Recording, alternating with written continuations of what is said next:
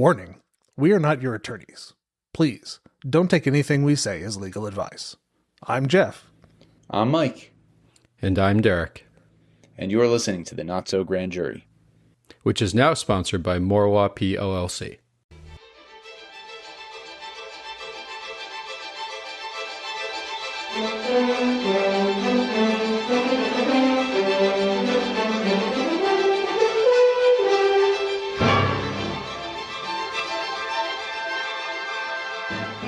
All right, we have a unique one today.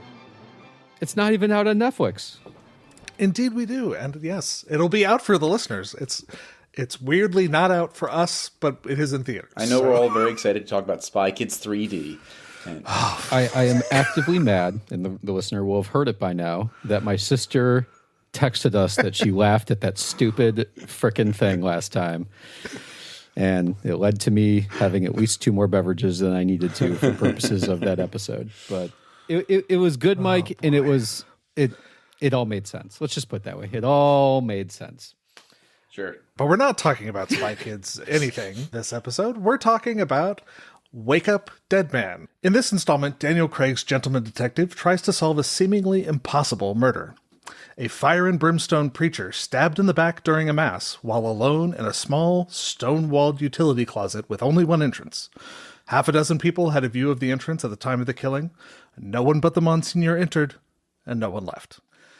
As with all the Knives Out films, we're introduced to a colorful cast of characters that include a once up-and-coming political candidate turned vlogger, a young priest who once killed a man in his former life as a boxer, a local attorney roped into following in her father's footsteps, the town doctor who's spinning out after his family fell apart, an erstwhile science fiction writer who's now an acolyte of the victim, Monsignor Wicks, and others.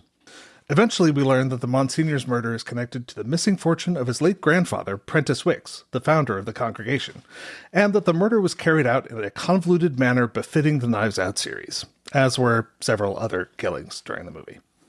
So, that's our summary. We've got plenty of issues to talk about. This is going to be a very free-form conversation. But first, or second, after the summary, we should talk a bit about the jurisdiction here. Father Judd, our Benoit Blanc's drafted assistant in this movie, is unclear if even assistant, more primary at times. I mean, sometimes, yeah.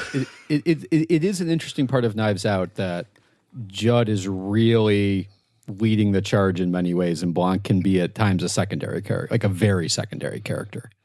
Yeah, very much so. They love doing this. All of the movies have had, like, you know, it starts following Marta at first, and then it goes to Blanc, or it starts telling one story and then flips to another. Yeah. He's sent to Our Lady of Perpetual Fortune from Albany, and we'll talk about a document later in the episode that's filed with the court in Brooklyn, but the town he's in is identified as Chimney Rock, but Chimney Rock is in North Carolina. There is a Chimney Bluffs State Park in New York, but there isn't a Chimney Rock.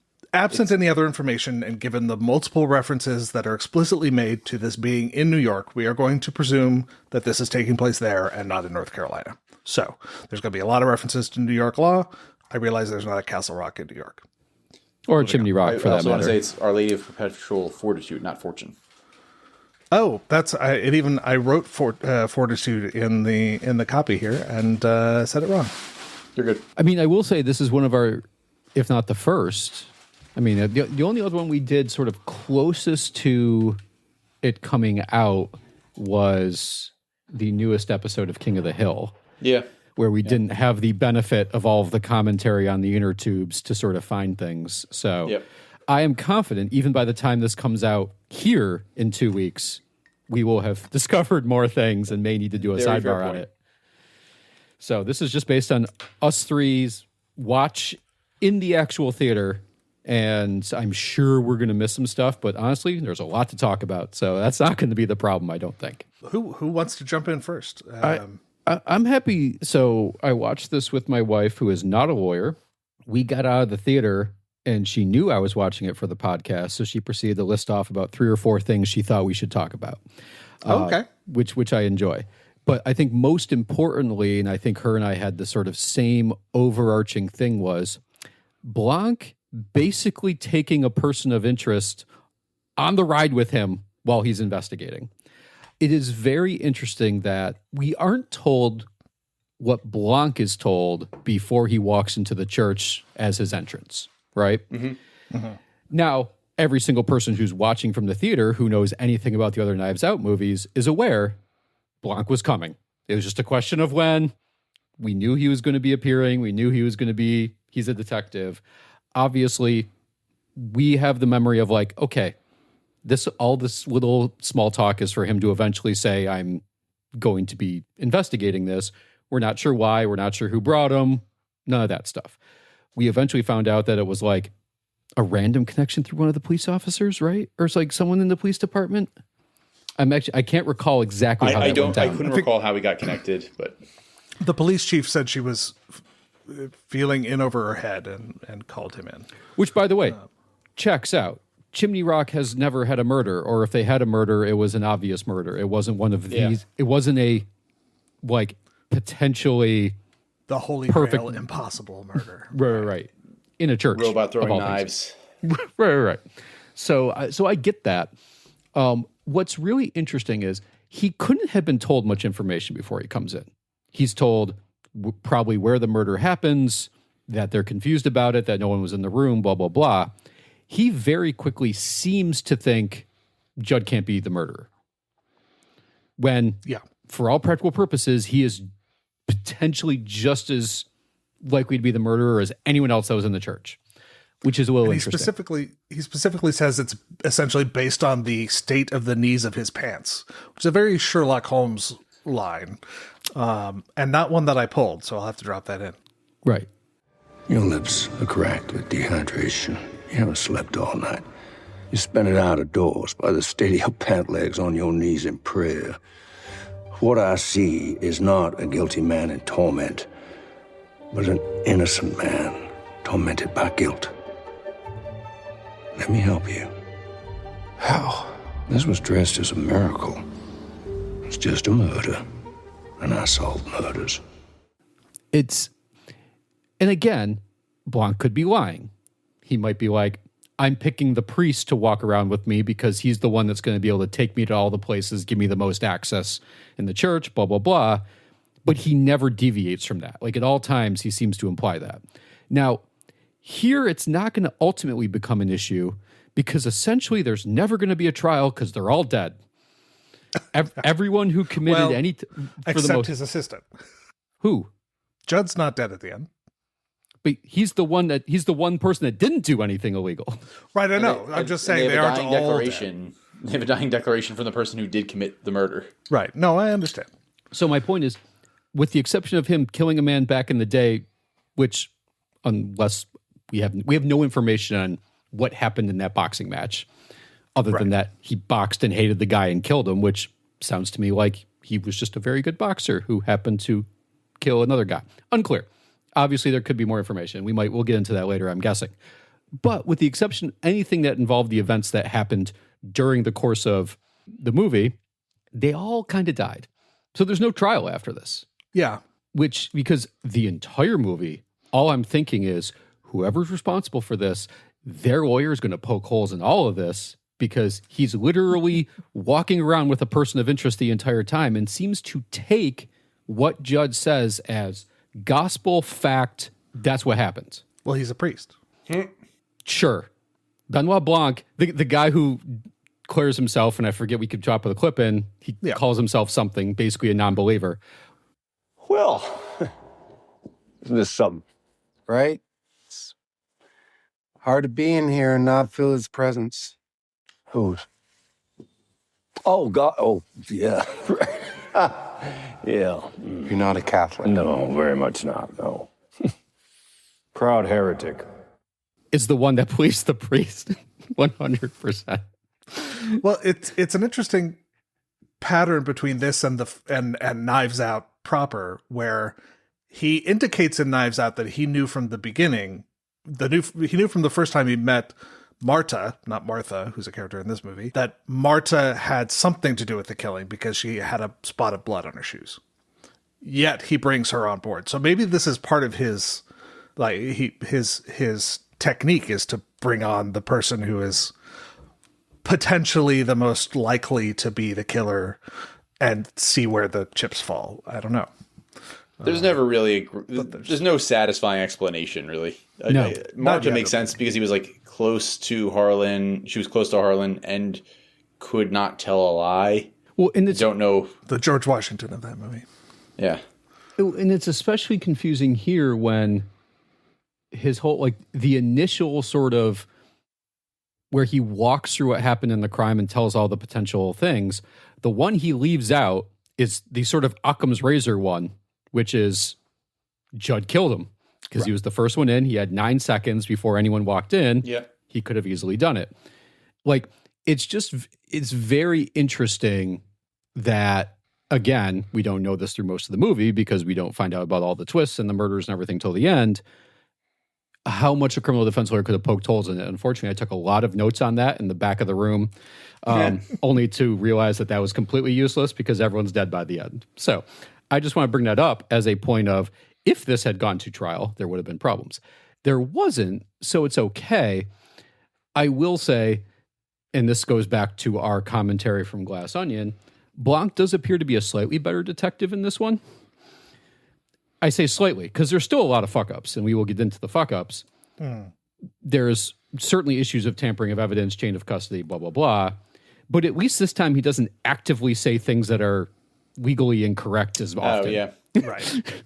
He doesn't say, like, I can't do anything because I didn't witness it. The fuck you talking about? Like, right. And where was that sort of moral conviction in this movie when he's lying to all sorts of people in the end about exactly what happened? Like, come on, dude. He did that in the first one also, where like he wouldn't let Marta speak for a little bit because he wanted to.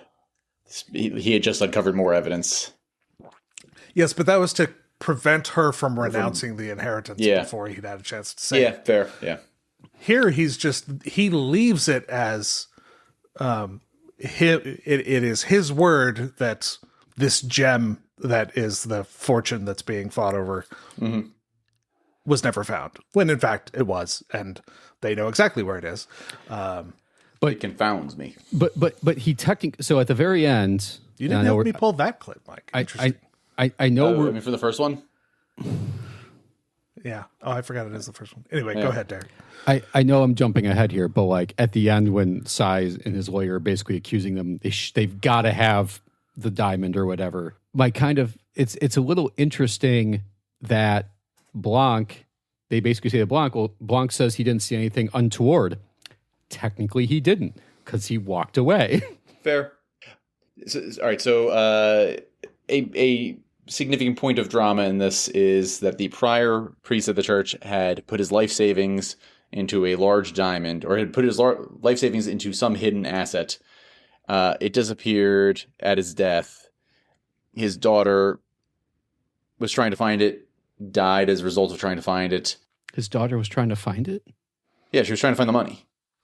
Yeah, she tore up the church in order to try and find once she realizes that you skipped ahead. Okay, got it. Never mind.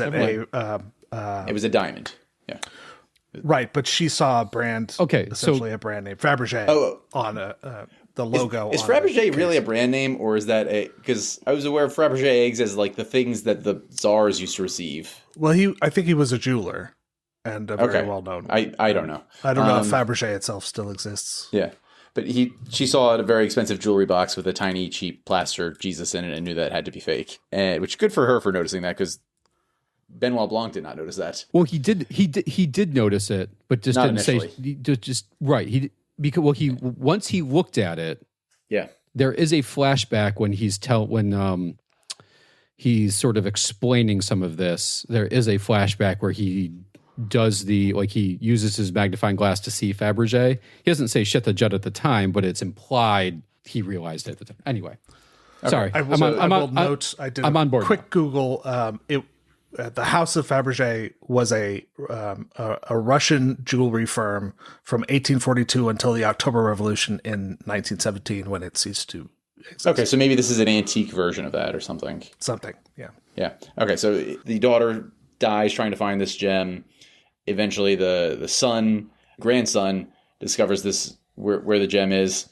he dies as a result of this. And finally, it's left to Cy, the grandson, who I guess will never be reunited with his family wealth. I guess what I'm dancing around is part of the tragedy of the daughter is that she was denied, this family inheritance in addition to being, treated horribly and everything. Yeah. Aren't they continuing that generational trauma? I thought that until the moment you asked the question, because we are told that she goes to his lawyer, and I forgot to pull this clip either, but we'll drop it in here. "Give me my money," she said. And do you know what he said? "Yes, you are heir to every single penny Prentice had. And in his accounts, not one hot dime." What did he do with the fortune?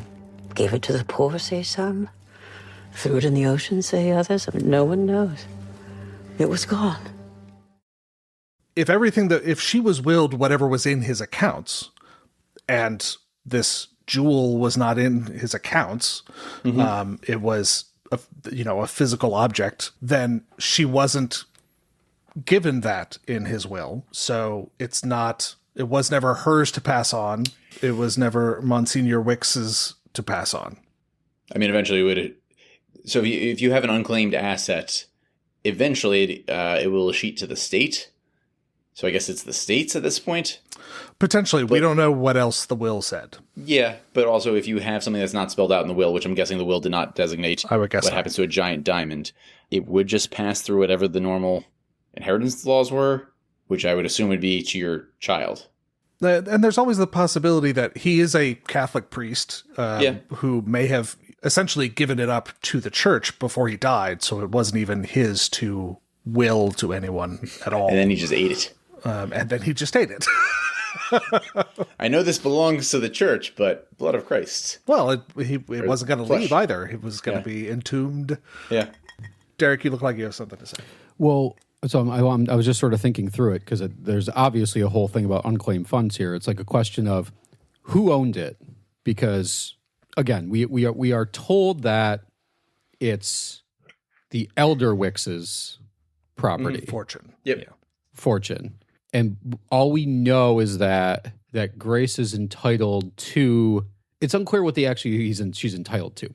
Is it his money? Is it all his property? Because if it's all his property, then that is 100% something that she was entitled to. If it was still his properit.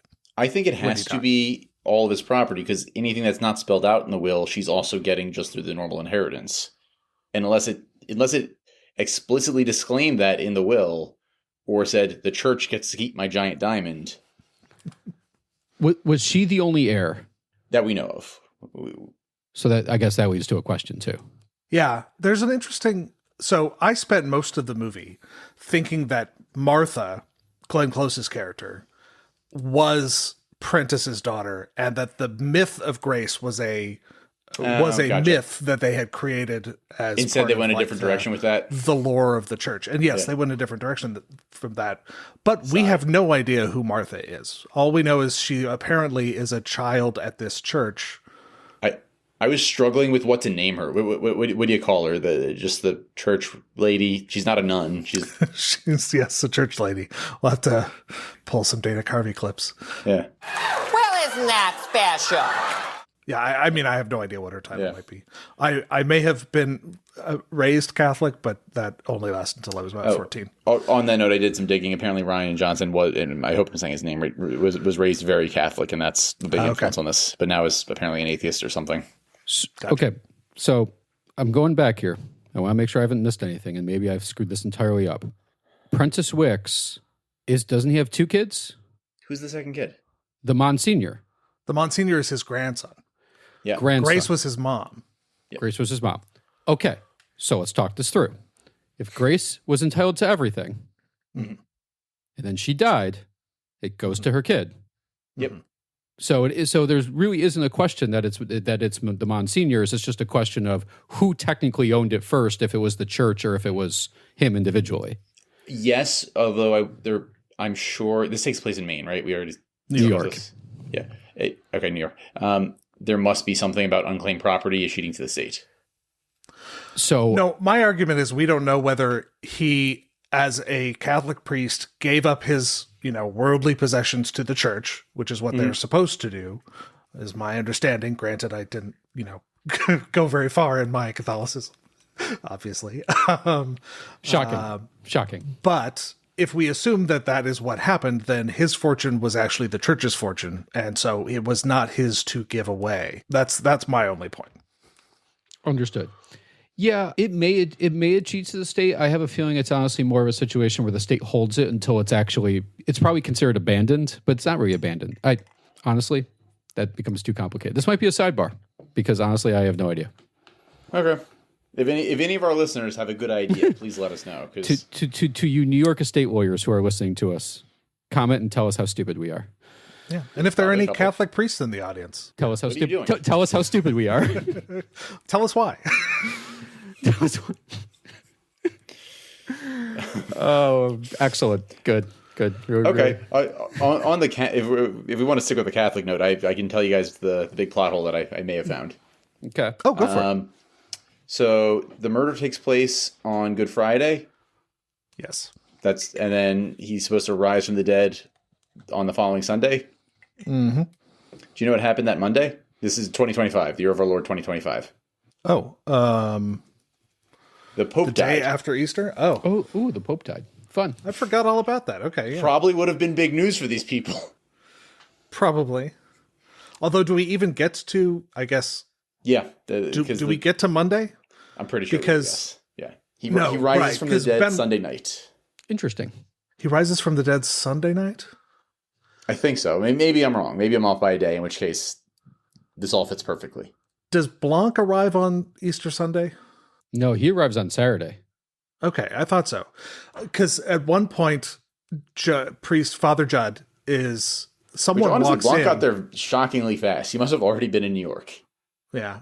At a certain point, toward the end, I think, Father Judd is in the church and like a couple walk in and he says, "Oh, I'm sorry, we're not having an Easter Mass." And if that is what... That's a year later. Or no, is that the same time? No, that's... Same time. That's before the time zone. Gotcha. Okay, gotcha. And so if... Okay, maybe I missed this. I thought I found something clever. I mean, you might have. I'd have to really pay attention to the timeline to know. This is when it comes out on Netflix. I'll watch it again, but I'm pretty sure that I'm right. Well, and also Pope Francis died very early on the 21st too, so it would have been. I think by the time they would have woken up, they would have discovered that he had died. Yeah, time gap also. So it would have had to have been early Monday. Still would have been big news for these people. I would assume, you would assume that would have been brought up. Yeah. Interesting. Okay. We have a hole. Geoff, would you like to talk about, I don't know, anything? Yeah, I'll jump in here, and I think so. We've referenced a number of times that there are several killings that happen in the movie. There is the murder of Monsignor Wicks that triggers that is the inciting incident of the film. Toward the end of the movie, we learn that Glenn Close's character Martha has killed Dr. Nat, Jeremy Renner's character. By the way, how good is Glenn Close? Oh, always Very fantastic. good. Yes. How good? Yeah. Like just there are scenes where she steals it, in my opinion. Just steals the scene. That's true of every movie she's like. Correct. She steals scenes in Guardians of the Galaxy when paired with a bunch of people who are there to steal scenes. It's, Right. Well, no, and it's the same thing. Like she's not exactly surrounded by bad actors. It's true. Yeah. They do a very good job. I'm sorry, go on. They do a very good job of having an ensemble cast that like all works together well. They do. It's just I feel like Close sometimes just dominates the screen. Yeah. Which, Yeah. I think her character is entitled to that, although it is kind of funny. Like, but I actually laughed out loud when like they roped off the mausoleum and I think it was Blanc randomly comes in. She's still there praying and like over the top praying. We can drop that clip in. Hail Mary, full of grace, the Lord is with thee. Blessed art thou amongst women, and blessed is the fruit of thy womb. I respect you. I respect the badge. But this... And I just started laughing. I'm like, Glenn Close can't not be amazing in this scene. She's not even really a part of the scene, and yet she's still stealing the scene. Yep. So she kills Jeremy Renner's character, Dr. Nathan, don't remember his last name. He, in turn, killed Samson, played by... Thomas Hayden. Thank you, Thomas Hayden Church. Thomas Hayden Church. Thomas Hayden Christensen. That's a totally different Anakin Skywalker. Yeah. Oops. Also, apparently it's Dr. Nat Sharp, according to IMDb. Sure. Why not? I mean, I thought his last name was Nat and his first name was Doctor for a while. So, yes. And then there's Father Judd references multiple times having killed a man back when he was a boxer. When I was 17, I was a boxer. And I killed a man in the ring. Later on, he goes into a bit more detail. The guy I killed in the ring, I hated him. I remember I knew he was in trouble and I kept going and going until I felt him break. It wasn't an accident. I killed him with hate in my heart. There's no hiding from that. There's no solving it. So I did a bit of digging to see, when you're a professional fighter, what are the possible potential liabilities if you die? Could Father Judd be held criminally responsible for killing this man during a fight? And I'll say, I did a fair amount of searching, at least within New York law, and I was not able to find a single instance of, at least in the legal databases, maybe there's a news article that I wasn't looking for, but I could find no instances where a fighter was criminally charged for the death of an opponent in the ring. Now, that doesn't mean that were the police to learn that you had intentionally killed someone in the ring, that couldn't be the basis for a murder charge. It fits the definition of at least second-degree murder in New York. We've discussed that multiple times on the podcast. So, conceivably, him confessing to killing this person with malice, at least in the moment, does open him up to criminal liability, even though I don't have any specific cases to point to. Some interesting cases that did come up, what we can say for sure about when fighters are killed or injured in New York, include that the state can't be held civilly liable for the killing just because it happens to regulate the sport of boxing. That comes from a case called Rosenzweig v. State from 1958. I won't bother going into lengthy quotes here, but there's some interesting quotes. Well, I'll read one little bit. In fact, the very objective of the contestants, well known in advance, is to knock out the opponent and cause him to fall to the floor in such condition that he is unable to rise to his feet for a specified time. Because the state undertook to make this dangerous sport less dangerous by some regulation does not make the state an insurer of the participants. It seemed an interesting point. Then a fighter cannot obtain workers' compensation for injury or death occurring in the ring. That comes from Estate of Gross v. Three Rivers Inn. And that's because that the workers' compensation law specifically excludes injury by willful intention of the injured employee to bring about the injury or death of himself or another. And when you're boxing or an MMA fighter or whatnot, you are clearly intentionally seeking to injure another. So you aren't entitled to workers' compensation. Lastly, a doctor who knowingly allows a fight to continue despite a fighter being in a condition that puts them at risk of death could potentially be held liable for malpractice because they are supposed to be there to do their job. If whatever condition Father Judd's victim suffered from developed in the middle of the fight and there wasn't time for a doctor to intervene or even notice, then it doesn't really apply. But I thought it was interesting nonetheless. My understanding had always been that if it was in the course of a normal game, any player would not be held liable. It would be when things were either clearly outside or on the shade of outside. So punching somebody in the head during a boxing match is expected. Punching somebody in the head after the match is over would not be protected. Sure. If you ever see The Last Boy Scout, there's one point where a football player pulls out a gun. That would not be protected. Interesting. I've never seen The Last Boy Scout. The opening scene is wild.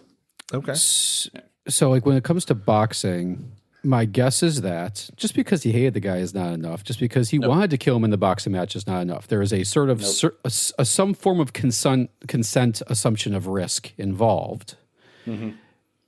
But so like if it just happened during the match, everything's fine. He just punched him a lot in the head. It is what it is. Like that's consent. If the bell was hit and then he starts punching him, then we're into a different category. Yeah. If he was down on the ground and the ref is pulling him away and he hits him, then we're talking about something else. If he was cheating and had brass knuckles under his glove. Right. Like and something again, outside the normal course of the game. We get none of that information. And in fact, if we did get that information, we would have probably found out that Judd was in prison for a while. Yeah. I'm not sure how far consenting to the match gets you, though, because we also have laws against, assisted suicide, where the person has presumably consented hopefully in writing or something like that. And yet you can still criminally hold the person who assisted them liable for their death. Right, but that's different here when you have two guys who have consented to a boxing match where you are trying to hit the crap out of the other guy. Sure. You are assuming the risk of the guys hitting the crap out of each other. Mm-hmm. And so if a guy does a better job of hitting the crap out of the other guy. Right, but if we're saying that it is not sufficient for someone to consent to specifically their own death, then how can, in an assisted suicide situation, that's not enough to absolve you of criminal accountability. Well, right, because there's actually laws on the books. There's a law foreseeable but accidental, presumably. I think because it is accidental, because the intent is not to kill the other person. The intent is to have a boxing match. And I'm saying, what if the police could prove intent? What if they had text messages between, the fight organizer and the fighter saying, I want to fight this guy because I'm going to kill him in the ring? I don't even think that would be enough. I honestly don't think that's enough. Personally. Interesting. I get what... I don't know. This is, like I said, I did a bunch of searching. Couldn't find an instance of this in the legal literature. I remember reading a hockey case about this at some point. I mean, to my knowledge... There are some examples of lawsuits, but they don't involve the other fighter normally. They involve that the ref should have stopped the fight and didn't. They involve the doctor who was there allowing the fight to continue when they shouldn't have.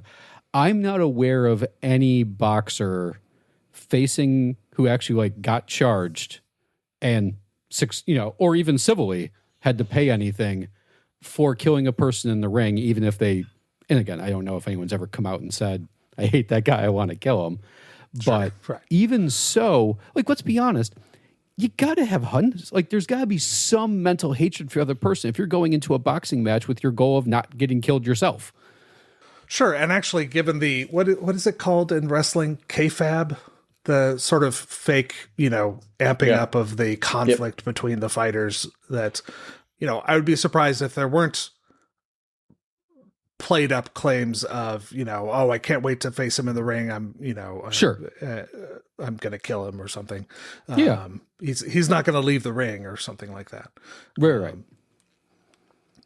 Yeah. Cause I mean, you actually use a good example. I think you have, I forget if you talked about, Geoff, the Scotland one where, this was doctor can't be held. The doctor could potentially be held liable for malpractice. That's not actually what the case is about. So this is dicta, but right. Well, what's interesting about that case is that was actually, I know that match. It happened on the Intrepid in 2001 in New York. And he died 6 days later, and he was hit 64 times in the match and had a subdural hematoma from getting hit so many times. Wow. So if that doctor can't be held liable, it's going to take a lot. Because the options in boxing are if you're standing up, the ref can decide at kind of any moment. I forget what the exact, I think every boxing jurisdiction has slightly different rules on it. But essentially the rule is if you're not acknowledging that you can go on, the ref can just stop it at any moment. In that case, he got hit so many times, so much more than the other fighter, that literally he was having a brain bleed at the time. And they still didn't find anyone liable for it. And again, there's got to be some consent assumption of risk involved there. There just really has to be. But I honestly would be very curious what they have to sign. I'm very curious. and whether that actually holds up. Because like you said, I don't think you can just go in and say, I assume the risk of possibly dying here. I don't think that would be okay in of itself. Right. Even, I mean, as much as I think, there should be a system around assisted suicide, I think it's kind of dumb that we don't do that. I don't think it should be for entertainment purposes at all. So Fair enough. Yeah. Interesting. We did away with duels a long time ago.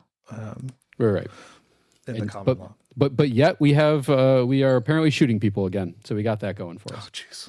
Anyway, moving on. How about there are a couple of other killings. Speaking of which, let's talk about more killings. Yeah. We very recently discussed the felony murder rule. Now, obviously, the scheme that's going on around the killing of Monsignor Wicks at the start of the movie is a felony. And murder is in and of itself a violent crime where the death of that person or others is entirely foreseeable. When Martha kills Dr. Nat by switching her coffee with his because she suspects that he has poisoned her coffee. He had poisoned my coffee with a lethal dose of pentobarbital. No remedy once ingested. Painless. A little numbness in the lips. Then in 10 minutes, time for your final prayer. Then he begged me to understand why he was doing all this. That the money would lure back his harpy wife, blah, blah, blah. I told him I understood. I understood why he did it. I had understood it all. So the part that isn't conveyed in dialogue there is that she has switched her coffee for his.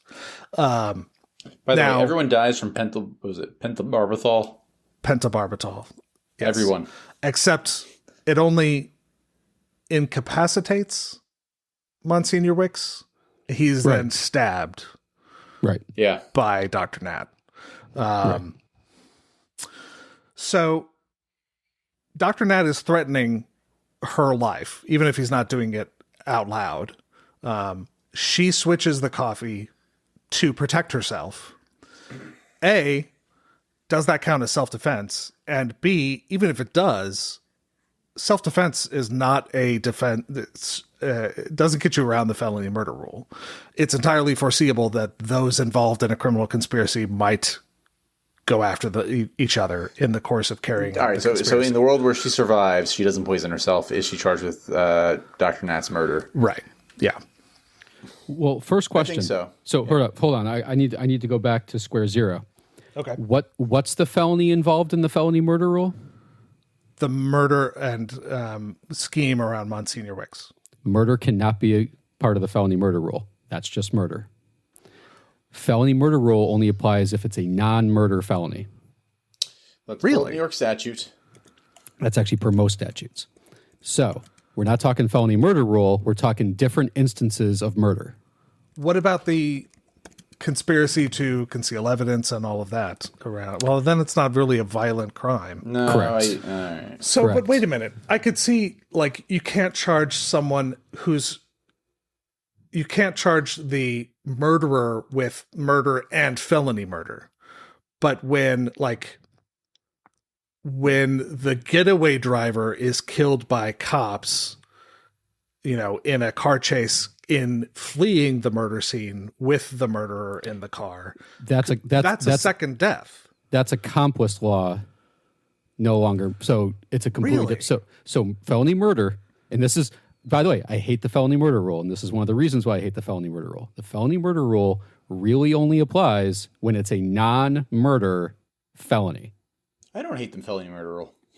I hate the felony murder rule because it goes too far. I get the point of it, and I like the states that have sort of limited it in certain situations to accomplices who actually participate. Like, we can go back to our last episode and our sidebar where I talk about how a guy who lent someone their keys was in jail for 25 years and didn't even necessarily know what was happening. Fair. Right. That's what's the link to the New York statute in the document if you guys want to look at it. Sure. Well, I mean, I know what so I looked up way too much last time when we talked about the felony murder rule. I believe you. And what I can tell you pretty confidently is that is New York one of the ones that actually lists out what the underlying one is, or no?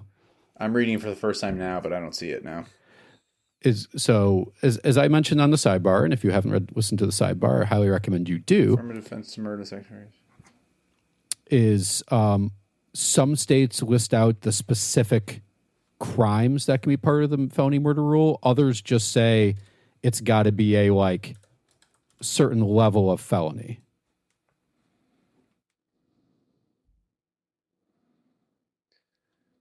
It's funny as I'm looking at this, and I remember cutting and pasting this into our discussion notes for the that's funny discussion. Yeah. Yeah.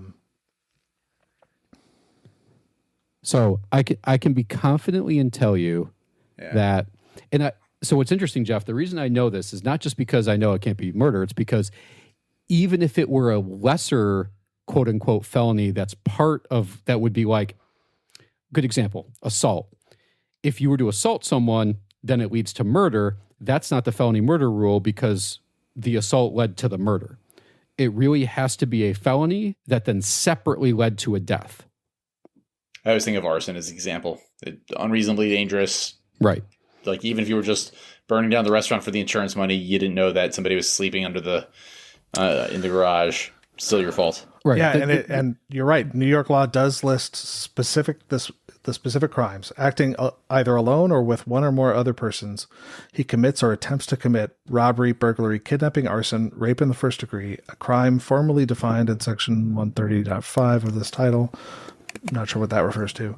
The crime of sexual abuse in the first degree, aggravated sexual abuse, escape in the first degree or escape in the second degree, and in the course of and in furtherance of such crime or of immediate flight therefrom, here or other participant caused the death of a person. Interesting.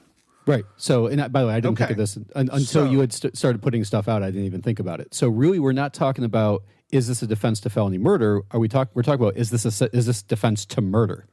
Right. Is this self-defense? Right. Yeah. And the answer is unclear, I think. And this is only based on my knowledge of self-defense law.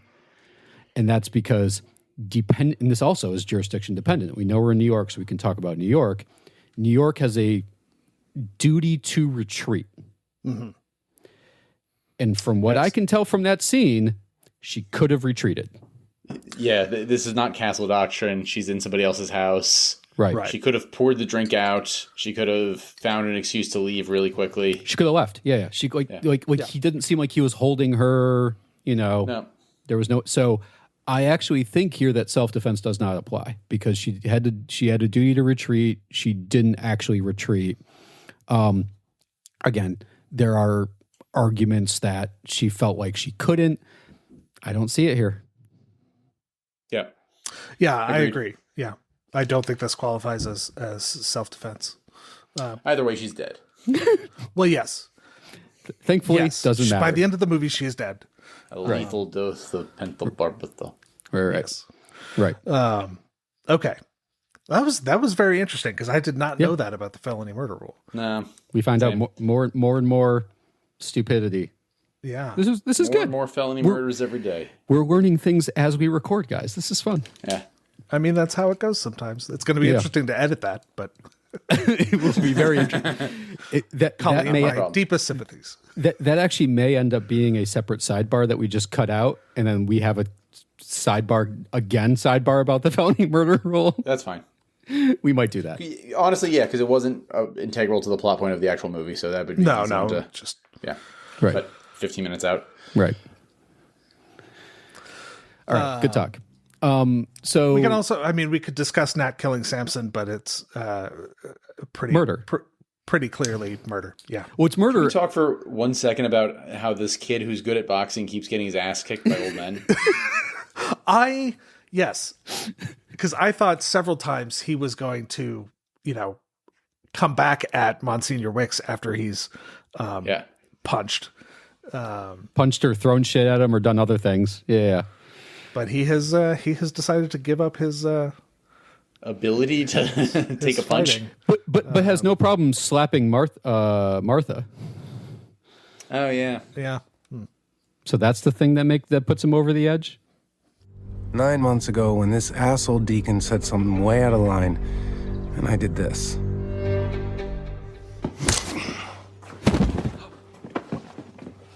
Shit. So, you're a fighter then? No, Father, absolutely not. Well, we have a deacon who would say otherwise if his jaw wasn't broken. A couple beads short of a rosary. Between you and me, I think he's a few beads shy of a full rosary and a real son of a bitch.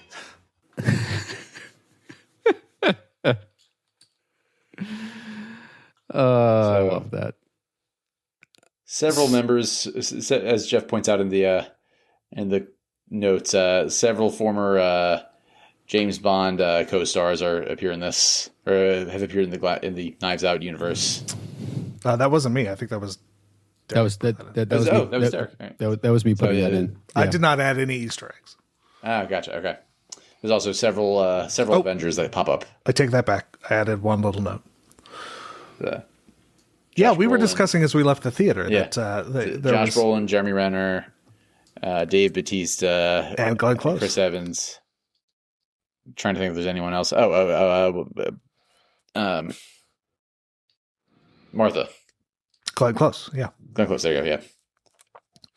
Yeah, quite a few. I mean, there are so many Marvel movies that it'd be tough to... Yeah, and you're looking for people that are okay being in an ensemble movie. True, yeah. So, like... Derrick. Probably won't have... who's the guy that's in Dune? Timothée Chalamet? Yeah, I feel like he would not be in an ensemble piece. He has to... He's in his star moment. Also Josh Brolin. And Dave Bautista. He's just playing himself.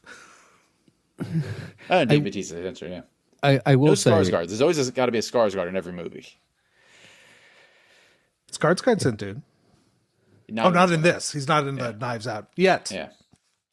Yet. I will say, while we're talking Easter eggs trivia, I, again, don't have the benefit of having a lot of sort of internet commentary, so I'm assuming we'll find what we've all missed. The things that I noticed are sort of the biblical references. Like, those are the obvious things that came up. I mean, the murder taking place on was it Good Friday, and then him rising on Sunday. Right.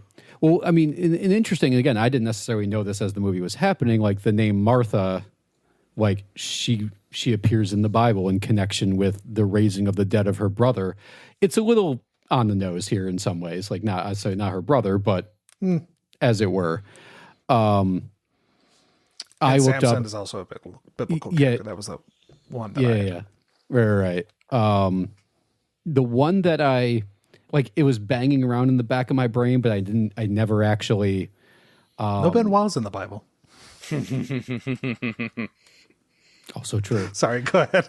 The one that was clanging around my brain, and I think we should drop this in because it's a great line from Glenn Close, being like the rocket ships on the tomb. I'd love for you to drop that line in. All those kids drawing rocket ships. It's so good. And then Samson just looking over at Judd like, cleaning faster. Let's just go with that. He just furiously starts cleaning faster. Makes me sick. These kids painting rocket ships all over his sacred resting place. I looked it up afterwards, and in the New American Standard Bible, Matthew 23, 27, 28, it's, "Woe to you, scribes and Pharisees, hypocrites, for you are like whitewashed tombs, which on the outside appear beautiful, but inside they are full of dead man's bones and all uncleanness," which I do believe is a little bit of a reference to what's That's inside. true, yeah. Which is interesting. And it keeps going. "So you too outwardly appear righteous to men, but inwardly you are full of hypocrisy and lawlessness," which kind of applies to a lot of the characters here, which is interesting. And the other thing, Of course, Joseph Gordon-Levitt appears, in quotes again. I was mad at myself for not recognizing where he was. We didn't get it either. Jeff and I were talking afterwards. We didn't catch it. Yeah. I am mad at myself because literally from the movie started, I'm like, where's Joseph Gordon-Levitt going to be? And I did not get him as the baseball commentator, and I'm actively mad at myself for not catching that. I think if I cared at all about baseball, I might have noticed, but I just tuned out. I care about baseball. I care about baseball and still didn't notice it because it's very well. I did notice. I noticed Noah Segan immediately as Nikolai, so that was an obvious catch. But that one was kind of fun. And I'm sure there's other ones out there. I just didn't catch them. There wasn't anything as obvious as Glass Onion, I thought. Glass Onion was littered with them to the point that like you can't catch them all. There was one that I wanted to discuss because I did not catch this myself, but somebody mentioned on the floor of the bathtub when Benoit Blanc is taking a bath in Glass Onion, there's Cain's jawbone, which is a murder mystery I had never heard of before. I looked it up because it's fascinating. It's apparently only been solved 3 times, and it's a murder mystery that comes as a book. It's 100 pages, and the murder is out of order, and you have to you have to put it in the right order, identify the victims and the murderer. And one of the on the Wikipedia, one of the people that solved it during COVID because they thought like, well, I'd always wanted to I always thought if I ever had a bunch of free time on my hands. That's interesting because I wasn't going to. Samson is a name from the Bible, but I wasn't going to go into like what his character does because there's no connection to the movie. Yep. But he uses the jawbone of a donkey to kill like a whole army of whatever the enemies of the tribe in that story were. So interesting that it's another jawbone. Jawbone, yeah. Yeah.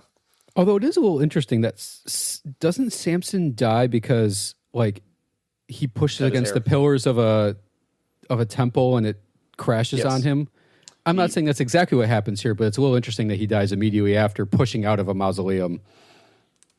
Anyway, that's I mean, it's a little more tangential, but connection, I thought that was interesting. It's funny, and so this doesn't have anything to do with the biblical connections, but when we at the start of the movie, the first time we see Samson, he is smacking Glenn Close on the ass, and I thought, yes.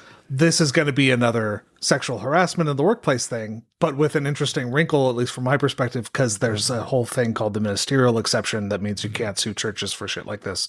But it turns out they're married, or at least longtime partners. Something. Yeah, we don't know the details. Something. He really loves, Rian Johnson really loves, showing us a scene and then showing us that same scene with a different interpretation later. Oh, yeah. So the Glenn Close leaving the what do you call the confessional? The confessional, is that what it's just called? The confessional. You nailed it. Yeah, gotcha. Atheist Jew here, folks. And then afterwards, Josh Brolin stepping out and looking very shaken up, and you're led to believe that like something tawdry and sexual happened, and really it's just like Josh Brolin just had his mind blown because he found out where his family fortune was. Right, which is interesting. It's good writing. Well, speaking of which, we can jump very quickly into the priest-penitent privilege because I assumed that was going to be a big deal here. It turns out not really to be, because like the only thing that would really need to be used was the dying declaration of Martha, but it doesn't apply because Blanc is there because it's not a confidential communication. So, yes, though there are some, it's not strictly speaking a legal aspect of it, but my understanding is another part of confession is the priest also isn't supposed to use it in any way himself, which is exactly what Monsignor Wicks does in the movie. So he's not violating the law, but he's certainly violating the... Correct. He might be violating the law. We don't know if he actually is the rightful owner of that money. Okay. We're still debating that. Fair enough, yeah. He's violating the what is the fucking word? Sacrament. He may be violating the sacrament of confession. I can't really say for sure. I am not qualified to speak on that subject. Unfortunately, me having made my confirmation is as close as we're going to get on this podcast to someone who can talk about Catholicism, and that doesn't get me very far. No. I am a fantastic. Go for it, Geoff. There are, we get a number of confessions of various parties. Obviously, at the very end, Glenn Close is giving her confession to Father Judd, while there are 3 other people in the room. Well, it's at least Blanc, right? And it's Blanc. It's the police chief. By the way, Mila Kunis, she was great. She was great in this role. I was trying to think, when was the last time I saw her in anything? And it was like, the last time I saw her in movie theaters has to have been Black Swan. Which was 20 years ago? Yeah, something like that, yeah. I mean, I'll tell you, when she showed up, I'm like, ooh, this is not the role I would expect for her. I knew she was in it. So I had done very brief research behind it, like who the actors were. I didn't actually look up what they did. And she comes in, I'm like, that's an interesting role for her. She played it very well. I agree. Yep. Yeah. I agree. And at one point, Cy is recording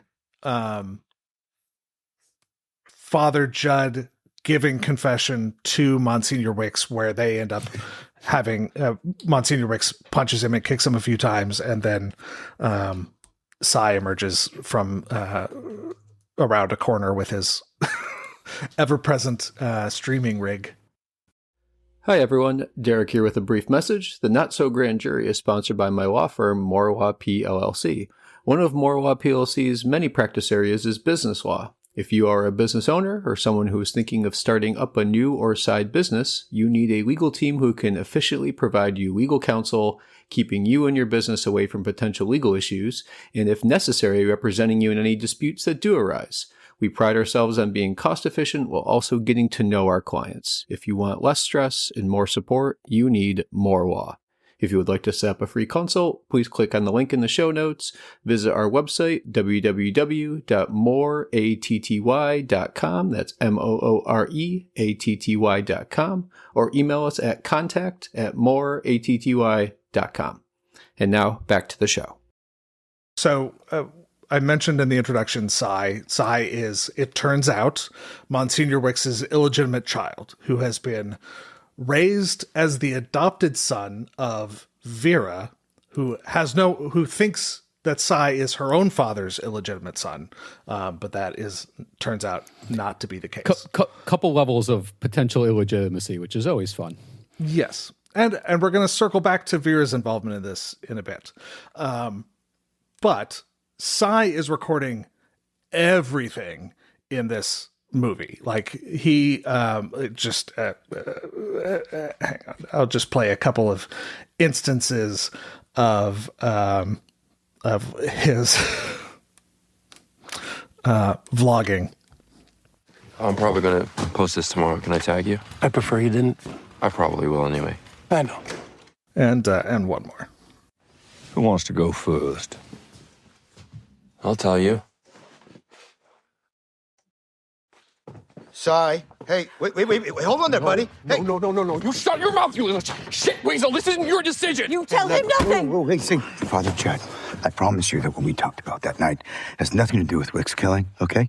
But it does have to do with things that, if made public, can ruin people in this room. I recorded the whole thing. Just hit play.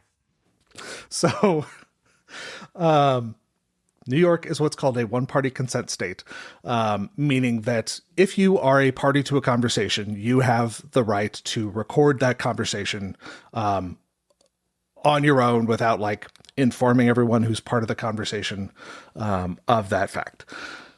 However, that doesn't mean that you can record people in a conversation that you are not party to when they have an expectation of privacy. His recording of Monsignor Wicks and Father Judd in back and forth confessions seems to be absolutely not a conversation he was a part of, and they had an expectation of privacy. They're in this little courtyard off the church where no one else is present. Like, they're on private property. This is not a public space, strictly speaking.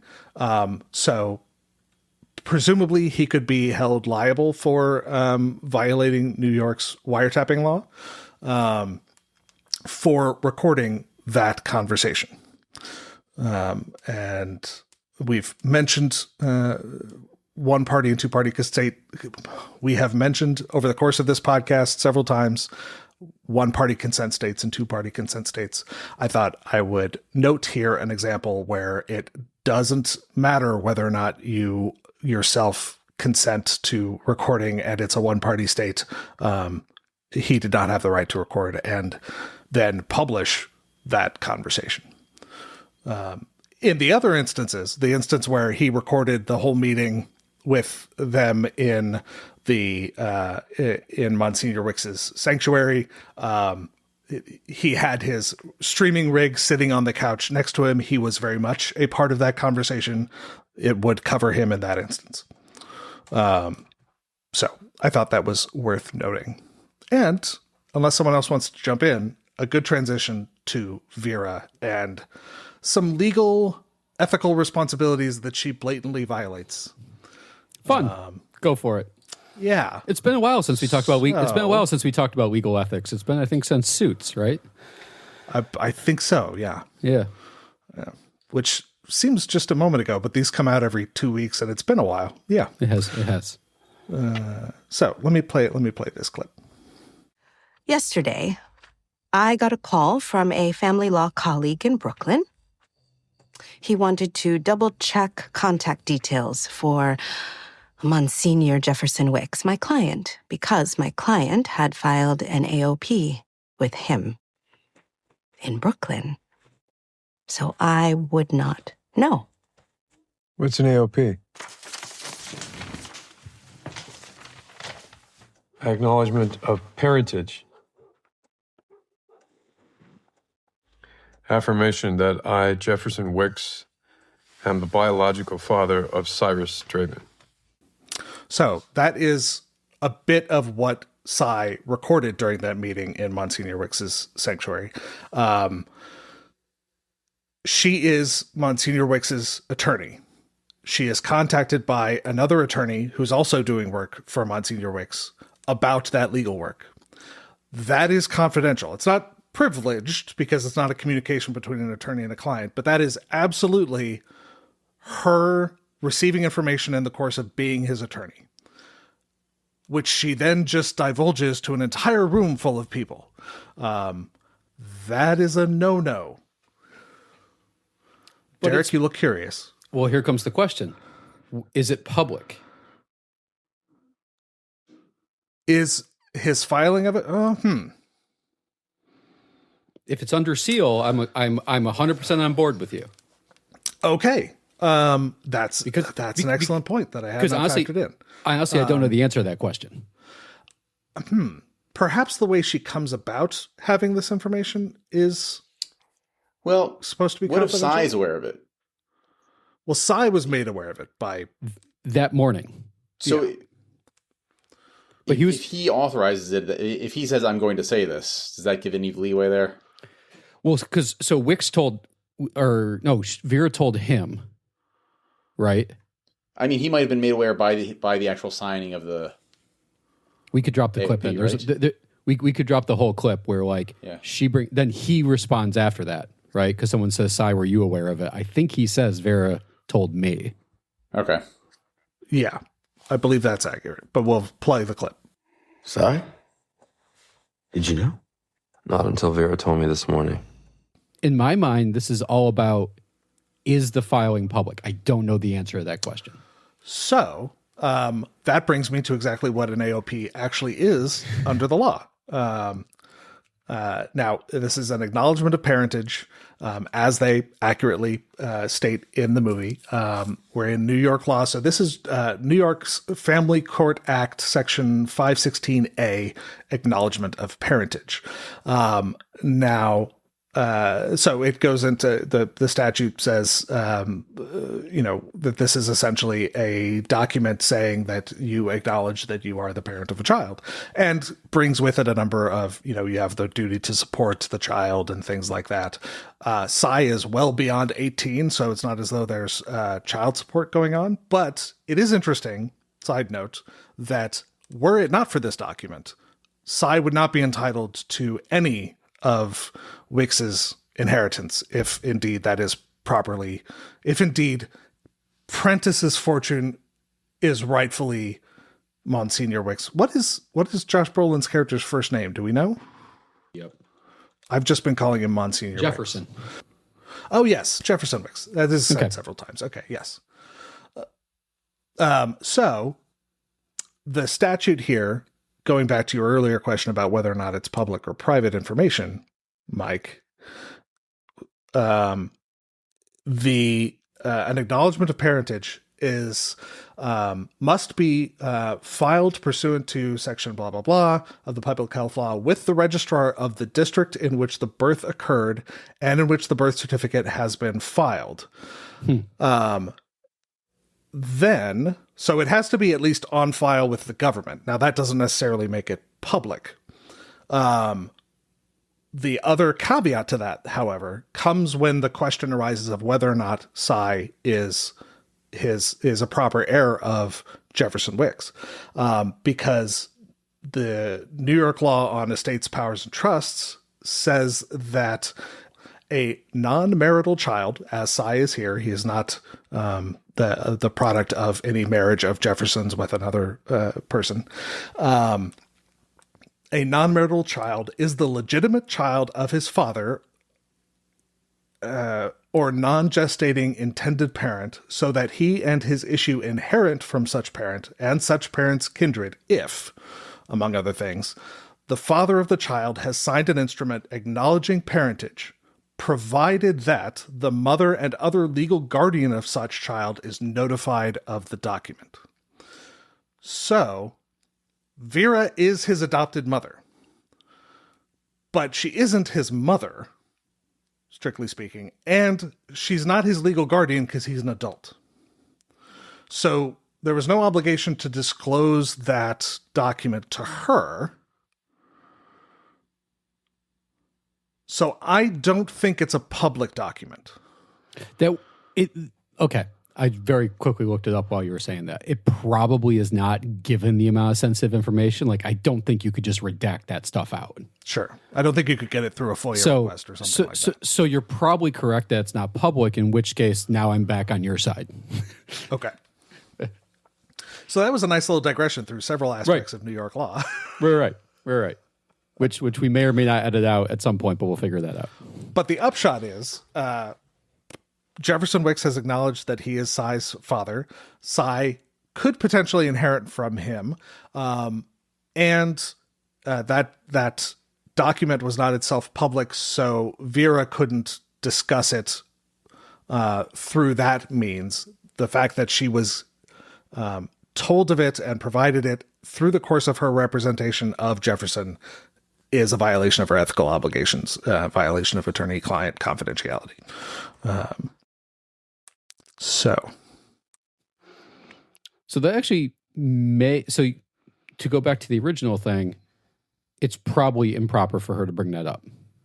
Yes, I think more than at least probably. In a public setting. Yeah, she could bring it up to him in her office or what have you. Well, or Cy could have been there too, right? Because now he's aware of it. So, like, it would have been okay to bring it for up with all three of them in the room. Yeah, I presume so. Okay. Cy, I think, is a more gray area. Like, if Jefferson brought him to the meeting, okay. Sure. But raising it independently with Cy, even though he's her adopted son, I don't know. Well, here's the interesting one, and let me, because I'm really trying to. I doubt it. This is me as a lawyer, just trying to find ways out of this. She presumably has an engagement letter with him. Presumably, because she said he's her client. Yes. I am curious what that engagement letter says. Now, he doesn't have to use her as his lawyer, right? We all know that. Sure. That's the beauty of, we've talked about this multiple times. The client gets to decide. You can't contract away your right to hire a different lawyer or to fire your lawyer or any of that stuff, right? And you can have one lawyer doing stuff financial and one lawyer doing stuff family law. Many of us do. Yeah. Many of us do. Many people have multiple lawyers doing multiple things at different times. I'm just curious. La-di-da, Derrick, having enough money for multiple lawyers. Jeez. I don't have any lawyers. I'm the lawyer for those people that have money who can hire multiple lawyers. Gotcha. I'm just trying to think it through, and maybe you're right. The fact that she's his lawyer. So I guess here comes, is she entitled to that information at all? So should that other lawyer have never even contacted her? If they were representing them in some other matter and you're checking, hey, are you representing Monsignor in this? That would have been the way to do it. Right, but she shouldn't have been told that there was an AOP. No, doesn't sound like it. So there's actually two levels here. There's the lawyer in Brooklyn should probably have never divulged that there was an AOP filed. Right, just a call, hey, is Monsignor Jefferson Wicks's contact information XYZ? Now, also, presumably, the lawyer should have freaking called Jefferson Wicks. Yeah, I have all my clients' contact information. I mean, I certainly have never contacted one of their other lawyers to find out their contact information. If I have their lawyer's contact information, why do I not have their contact information? Yeah. So, I mean, anyway. I mean, it's not. I was going to say if you had a client who was like itinerant and it is difficult to know how best to contact someone who's homeless. And right. And again, maybe I'm just trying to think this through. Maybe there's a chance that Wicks's lawyer in Brooklyn was doing more than just the parentage thing. And he said, this is my upstate lawyer. Feel free to contact her for any details. And they never did. And then all of a sudden he files this and forgets he gave that sort of guidance. Right. But if he is indeed trying to hide it from her. Right. He wouldn't have, right. He would have likely found a new lawyer to do a new thing. Yeah. And also, it's not clear to me whether that's a presumption on her part or if that's like what the attorney told her, because the law specifically says where it has to be filed. So presumably Cy was born in Brooklyn and that's why it was filed there. Right. And, but then why, Shirley Vera could also have done that. Right. It is a little, it's interesting. It's all making sense. I believe I'm on your side. I'm trying to poke holes in it, but I think I'm failing. So good. Cool. All right. I think the only thing we have left to talk about briefly is the bar liability for drunk driving, which turned out to be drunk bicycling. Which was, very briefly to get into it. Apparently, Judd decides to go on a little bit of a bender. Unclear if it's more than a drink or two or three or however many it is. And don't know if he's a bantamweight when it comes to drinking or not. Well done, Geoff. Well done. I don't know why I know that word. I don't either, but I love that you know that. And I think it's Nikolai actually. It's Segan's character, right? Asks him, "Are you good to drive?" Which I feel like that's just a movie trope where the bartender asks, "Are you good to drive?" And technically the reason bartenders do it is so you have to respond in a semi-coherent manner so they can say, he responded, they looked like they were fine, they were not visibly intoxicated. Sure. Because that's really what happens. And this is, New York has a law called a dram shop law, which a lot of states have. They're mostly civil laws that allow if a intoxicated person commits some type of thing, the most common is getting in a car and, running someone over, getting in a car accident, whatever it is that the establishment that served them could be found civilly and potentially criminally liable if it's shown that they knew the person was visibly intoxicated or was under the age of 21, and that they kept serving them, and they didn't say, we can't serve you anymore. Everything I've looked up indicates that that's not what bartenders are asked to do anymore. They're not asked to say, are you good to drive? They're asked to do a little bit more dive into it, not the sort of, you good to drive? Yeah, cool, fine. Like they're asked to do a little bit more of a deep dive into it.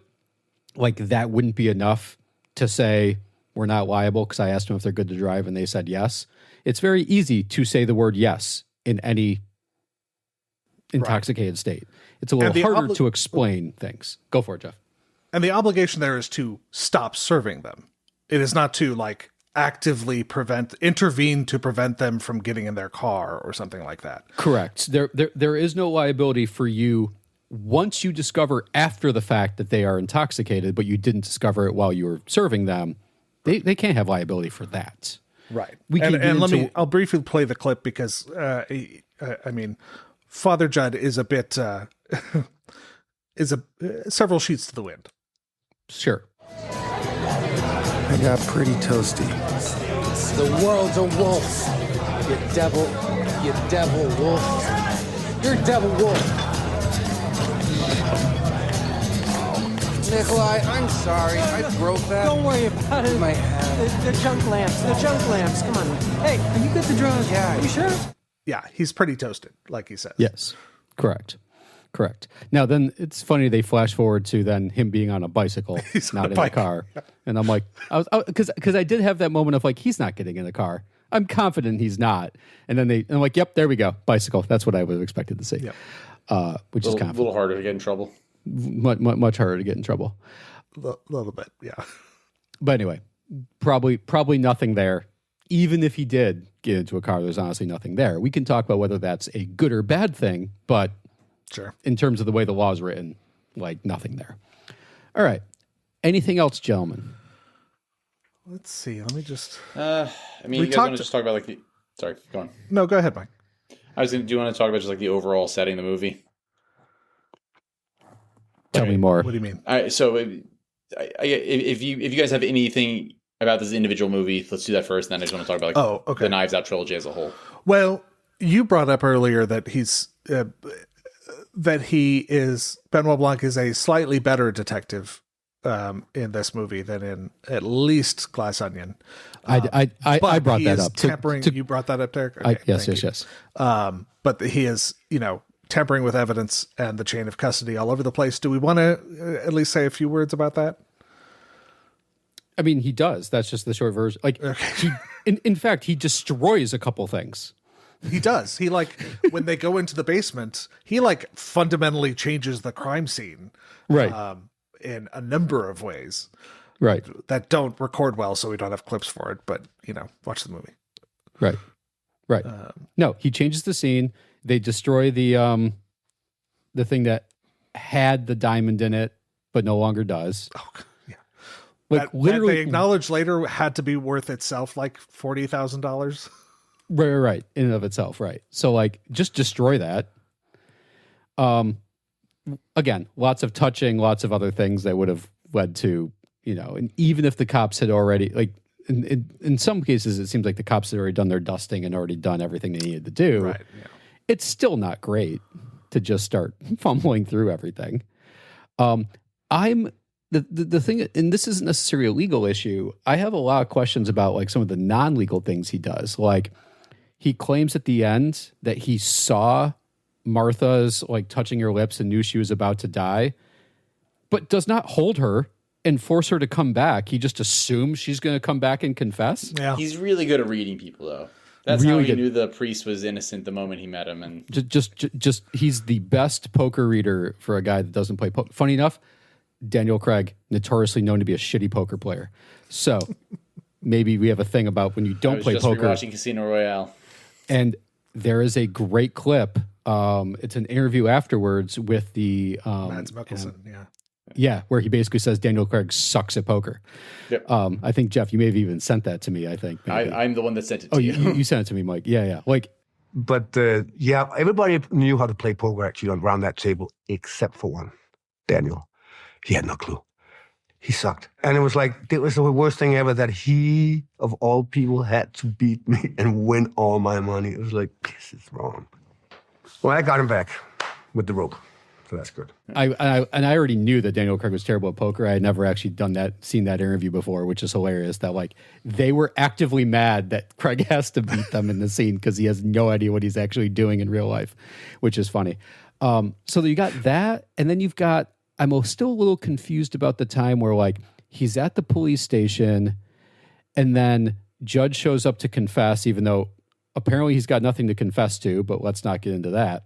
He pulls him out and goes, "We have to hurry up and get to Dr. Nat's place." I'm like, you weren't in a hurry 3 seconds ago. Why are you now all of a sudden in a hurry? Listen, you're going to tell me exactly what happened, but right now, how do I get to Dr. Nat's house? Dr. Nat? Yes, quickly. I regret my stalling. I only hope we're not too late. Now just get down. Yeah. It was that part, like, there's a few things that are a little confusing to me. And he absolutely doesn't have to be there at Dr. Nat's. It's like Benoit Blanc can find that scene, call up the cops and be like, hey, I think this is what's going on. Nat's got nothing to do with it. Yeah. Right. So I'm not saying he's the best detective. I'm saying he's better than Glass Onion, but that's really not a high bar. I mean, he's supposed to be the best detective in the world. We all know that. If anything, I was a little He was on annoyed The at View, his, guys. His like overconfidence in this, that had like it all inevitably comes together for him, was a little. Maybe one criticism I have of the character. Sure. Yeah. Which I guess like the script calls for it to all inevitably come together, so it's going to happen. So, I guess good for him for knowing the script. Yeah. All right. I got nothing else from the movie itself. All right. I love the first movie. It is pretty high up on my all-time favorite movies lists. I like the second one, not as much as I think you guys do, but I enjoy it. This one, I not to get into the reviews, I also enjoyed. Are we getting tired of some of the tropes a little bit? Are we getting tired of like, all right, you're the trope guy, Mike. You love yourself some tropes. Talk about the tropes. Every time Rian Johnson does one of these, you're going to get half the story up front, and then it's going to invert, and it's going to be the different half of the story that you didn't see the first time. Yep. Or that like he's going to have a spunky sidekick that's a little quirky in some weird way.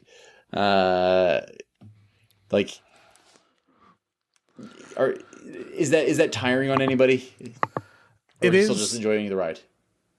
I mean, I was totally along for the ride.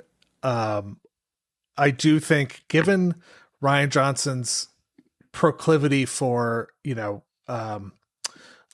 undermining audience expectations, I am now expecting the next movie to actively go against the patterns that have been established by the first three movies. I have no idea how he would do that, but I would hope. Is he doing another one? Is that confirmed?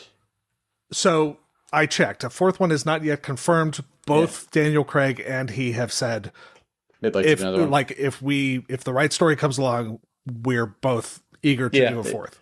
It seems like they enjoy it. It seems like Daniel Craig enjoys this role more than Bond. Yeah, he doesn't have to hurt himself. He kept tearing his ACL and like. Right, he could just walk around. He doesn't have to. Yeah. He just wears interesting shit. If the listeners want to just Google Daniel Bond, James Bond, or Daniel Craig, James Bond injuries, and it's like a pretty impressive list. Yeah. All right, should we just jump into whether we like it or not? Yeah, sure. Take it away, Mike. I'll go. I love the first movie. I watched it, the next day after seeing this. I enjoyed this a lot. I don't think I enjoyed it quite as much as the first Knives Out movie. So it gets a thumbs up there. As far as the law,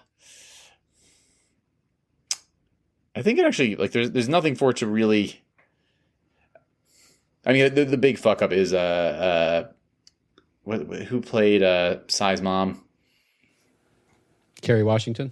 The big fuck up is her coming forward and giving confidential information. But I could see that happening.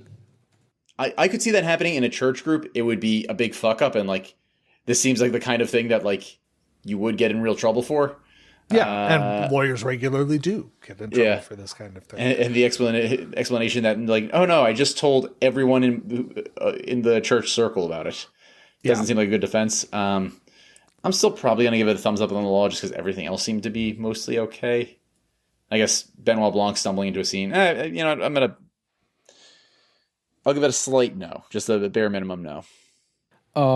In terms of likability, I love this. I mean, I love the movie. I did not watch Knives Out 1, and I don't know why I didn't. I think it just wasn't on my list until we decided to do Glass Onion, and then I watched Knives Out 1. Okay. I have since watched both the first two Knives Out movies probably 5 times because I love them. Wow. Okay. Mm-hmm. I actually think this may be my favorite, but it might be just because I've watched it in the theater, which I watched it about 9 hours ago. So there might be there might be I there walked may be out some thinking like, do I like this more than the first one? And I came to the conclusion that no, I don't, but I do like it a lot. I mean, there very well could be some recency bias in my mind. Yeah. I will say, because I quickly looked it up because I was super curious. Not that this ever indicates whether I love a movie or not, but like what the tomato meter and the popcorn meter show. Sure. And all 3 of them are high. Like, Knives Out 1 is 97% tomato meter, 92% popcorn meter. Next one's 91, 92. And this one so far is 95, 94. And that's early. It very well could vary once you get more people watching it'll change, especially once it hits streaming. People love all 3. I couldn't... As of right now, I think this is my favorite, but honestly, it might go in either direction. And I'm going to tell you one of the reasons it's my favorite is that Glenn Close is so goddamn good, and I will stand by that for forever because she is one of my favorite actors of all time. That's how I felt about the first one. Was it Christian Plummer? Who's the old man of the first one? Christopher Plummer. Christopher Plummer is like just You're everything stuck on that he Hayden says. Christensen. I don't know why. I don't know. The first one, I could rant about the first one forever. I think that like just the dialogue is so perfect. Like the little scene where it's Christian, got it. Harlan Thrombey. Yes. Saying, narrating to Marta, turn off before the elephant, after the elephant, before after the elephant. The afterthought. It's like, no, and there's certain. Well, listen, all the movies are phenomenal. I am honestly not going to sit here and tell you that they're not. In fact, every single thing that Rian Johnson has done, I love, which is rare to say like a director's crushed it. The Last Jedi. I'm fine with it. You got some bad and taste. again, no, I'm not bad taste. I'm not a Star Wars guy. Okay. So I sort of took that in and of itself, and I kind of loved what he did with it. You can disagree as a sort of fan of the franchise that it's not good for the franchise. I liked it as a sort of in and we'll of talk itself. about that some other time. Geoff, you want to give your opinion? Sure. And I'll say I also like almost everything that Rian Johnson has done. There are parts of The Last Jedi that are very Disney influenced that irritate me. Okay. But I'll leave that discussion, yes, for a private conversation among us later. A sidebar. Yeah, we'll do a Star Wars sidebar. The law of the Galactic Senate. On the law, I'm going to say yes, because there is the issue of Vero violates her duty of confidentiality. Absolutely.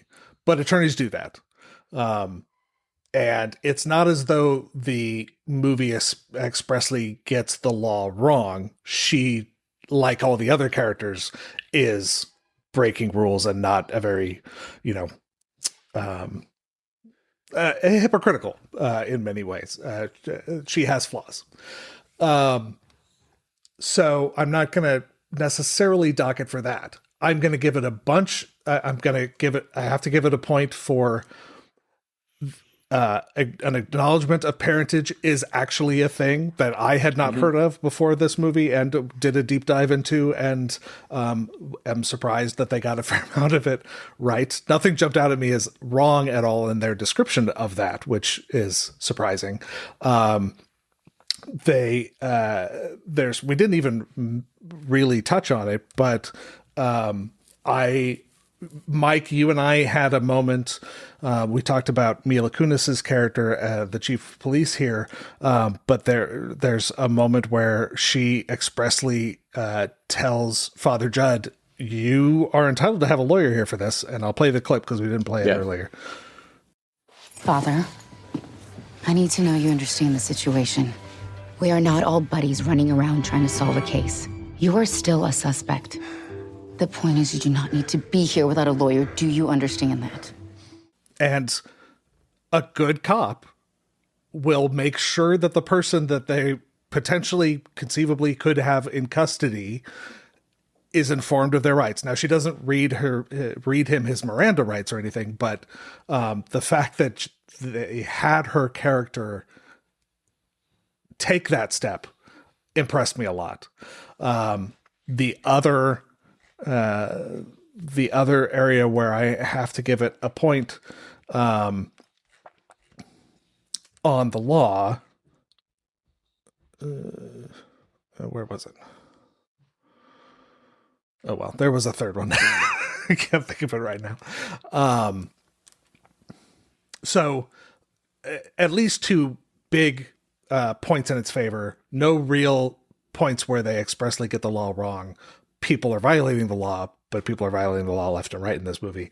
So I'm going to give it a yes on the law. And as far as entertainment value, I very much enjoyed the movie. The question of like where I would rank it in the Knives Out franchise, I don't know. I liked it better than Glass Onion. Glass Onion was enjoyable, but not really my speed. And Knives Out was sort of the perfect movie for me in a way. And so I'm not sure that this gets there. Obviously, from a professional perspective, I have certain attitudes when it comes to churches and breaking the law that may or may not be affecting my opinion of this film. I'm trying not to factor that into things. I don't think I like it more than Knives Out. But I do like it better than Glass Onion. And I like all three films quite a bit. So it's a yes from me on both. Awesome. I'd like to thank Mike for moving me off of not having to give a commentary on the legal aspect until Geoff got to go. So now I get to be the deciding vote. Thank you for that, Mike. Sorry. Thank you for that, Mike. Because I did not know what direction I'm going in. Now I get to have the fun deciding vote. Yep. Go for it. My apologies for not catching that earlier. I caught it. I just wanted you to go first. Okay. I think I'm on the yes side. And I think part of it is because the things that irritated me don't change the movie. Like, the thing that irritated me the most is Blanc basically using a person of interest as part of his investigation, which would taint a lot of the evidence. Sure. It would certainly be something, if there was a trial, would be very concerning to the cop. Like, I got to assume Mila Kunis's character would have been a little bit more active in, like, preventing Blanc from, like, you know, just taking, you know, palling around with a person of interest. And then, like, Vera's saying, yeah, I could see it, like I could see a Brooklyn lawyer emailing Jefferson a couple times, getting no response, and then just being like, quickly looking up who else represents him, finding her and being like, hey, do you got his information? This happened. I just need to confirm that his address is correct. Like, I could see that happening and them thinking nothing of doing that.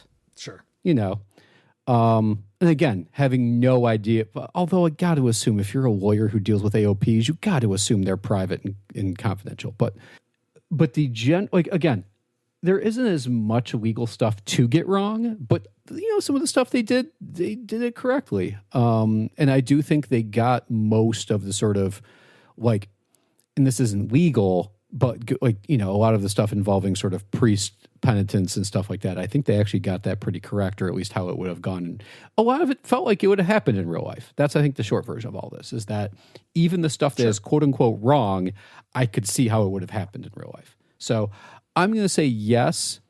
I think my answer is different if one of the characters is still alive to be put on trial.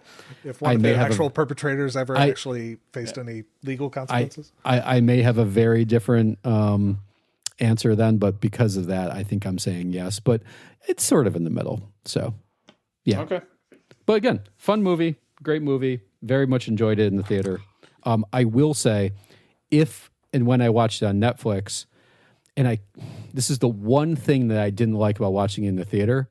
If this was on Netflix, when Blanc is doing the picture, changing it to real life. Oh yeah, you would call that. Yeah. I would have froze that on Netflix and looked at the whole thing for 20 another minutes. Trope. Characters are not revealing information that they totally could for no reason. Right.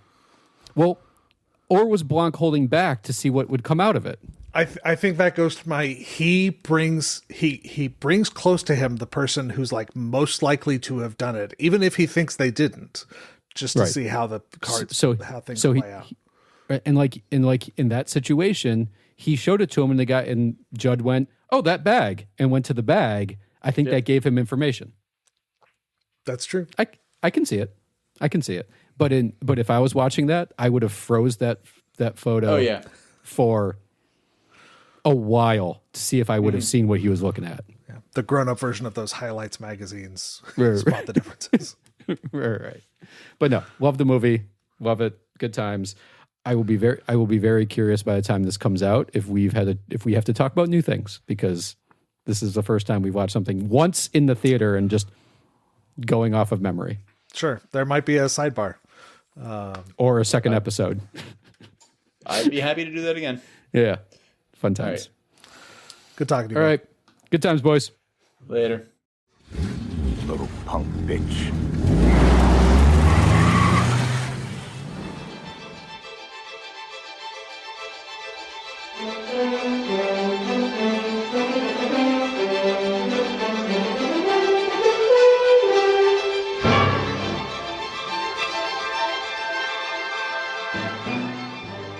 The Not So Grand Jury is sponsored by Morwa PLLC. The opinions expressed in the Not So Grand Jury are those of the hosts themselves and not of their respective employers. The theme music for the Not So Grand Jury is from Gustav Holst's Jupiter and is in the public domain. If you'd like to get in touch with us, if you want to suggest future movies, or even if you want to offer corrections, you can email us at notsograndjury@gmail.com or message us on any of our social media accounts. The Not So Grand Jury is copyright 2025, all rights reserved.